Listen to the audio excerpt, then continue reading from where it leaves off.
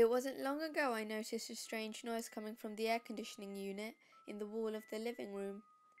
At first it was almost imperceptible from the other noises such a device would typically make. It started out as a slight clanking sound, only when it was first turned on. I had just accredited it to the age of the apartments and the appliances within. Realistically, they weren't all that old in the grand scheme of things, but without constant upkeep, things break down and fall apart relatively fast. Everything in the place made at least some kind of noise. The washing machine shook, the dishwasher sounded like a jet taking off, and the fridge would kick on every few minutes and hum so loudly I'd have to turn the television up to hear anything over it. So you can see how it wasn't such a big deal for the air conditioner to rattle a little. So I put it to the back of my mind as just something that comes with age. That was until it started making more and more noises. I first noticed it when I turned it on, and the rattling didn't just go away after a second or two. I had better tell the landlord so the maintenance can come fix this, I thought. After about a minute, it once again stopped and the thought faded into memory. A few weeks passed and I began to notice other strange occurrences. Scratching in the walls, the electricity flickering in and out, the occasional thump in the night. Again, things that could happen all due to the age of the wiring. Maybe a mouse had gotten into the walls, or a noisy new neighbour had moved in. All pretty explainable, I thought. Besides, I worked a lot and really didn't have a lot of free time to do much, so it didn't bother me. But when things started to go missing in my tiny one-bedroom apartment, I started to worry. I hadn't been home in what felt like a couple of weeks. Between work and friends, I was barely there at all, besides to sleep and bathe. I figured I should do a thorough search of the place and see where my things could have gone. The TV remote, a calculator, several pairs of socks, and one shoe were apparently misplaced. So I went through, room to room, which was really only 4 rooms, searched high and low to find my things, and as I did this I noticed more and more. Small, ineffectual things were also missing. Strange, I thought. Where could these things have gone? I hit the power button on the TV and sat down in my once familiar armchair, now a stranger in my own forgotten home, and noticed something. The TV wasn't on. I flipped the light switch up and down, but nothing. For God's sake, this is getting a little ridiculous. I got up and twisted the knob on the stereo.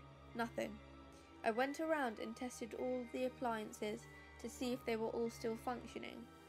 To no avail, as not a thing in the place was still functioning except, strangely enough, the increasingly loud air conditioner. It came on with a loud rattle and ran that way for several minutes until it sparked. I heard a loud pop and then it too died. Maybe the power's out and it will be fine in the morning, I thought half-heartedly. I had a hard time sleeping that night. The neighbours were especially loud, and the being without power made me a bit nervous. I woke up the next morning to find that the power was still out. I took a shower, got dressed, and went over to my neighbours to ask if they were having similar problems. I knocked loudly several times, but no answer. I decided enough was enough and went to the maintenance office to complain, and hopefully resolve this issue. When I opened the door, the smell of stale smoke swept into my nostrils. The place was a mess. Papers and ashes all about the desk, peeling paint smudges on the windows, and a TV with only static bolted to the wall. Sitting behind the desk was a thin, greying man who looked as if he hadn't bathed in a week.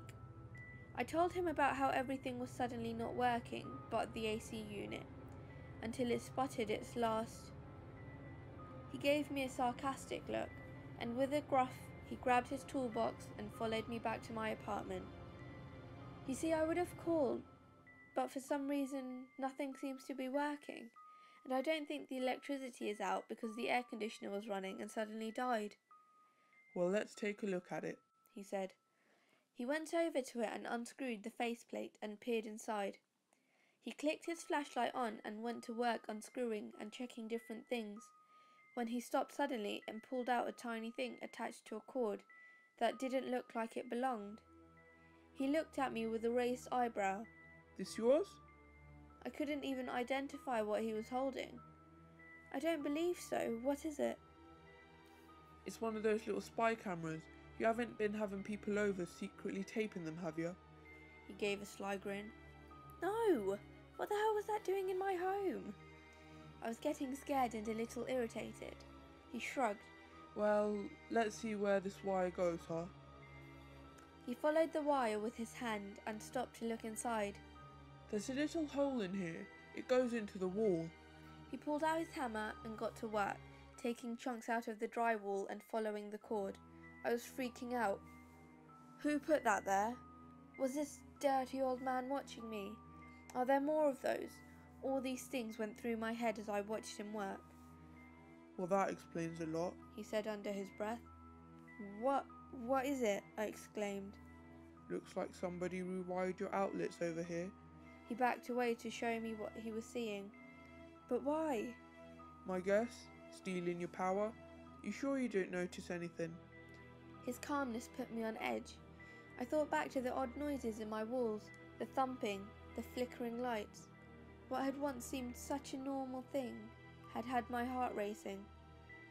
I noticed a few things here and there, but I haven't been here a lot lately, I thought. It was just an old place.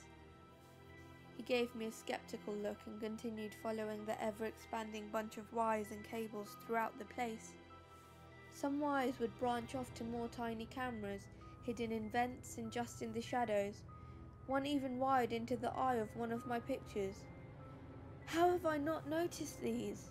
My heart had started beating faster and faster as he discovered more. He kept going, and one by one found all of my electric had been rewired into one central bunch that led to the bedroom. My heart stopped. How long have these been here? Not long, I'd say. We check all the appliances and outlets before we rent the places out. Well, where does it all lead? He kept knocking holes with his hammer and following the dreaded cables until he finally stopped and looked into the most recent hole he made with a flashlight.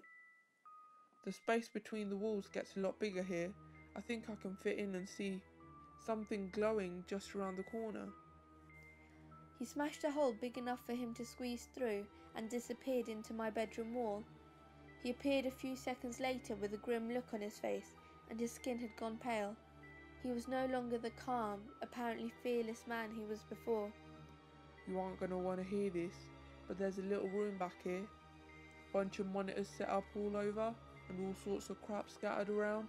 Looks like somebody was living in here, but no sign of them now. He swallowed hard. This place is starting to creep me the hell out.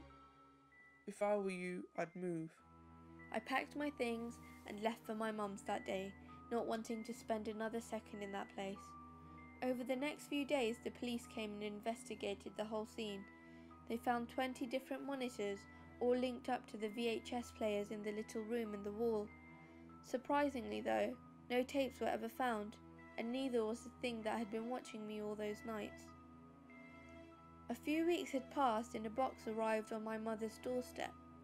It was unlabelled, but inside was all the little things that had gone missing in my apartment.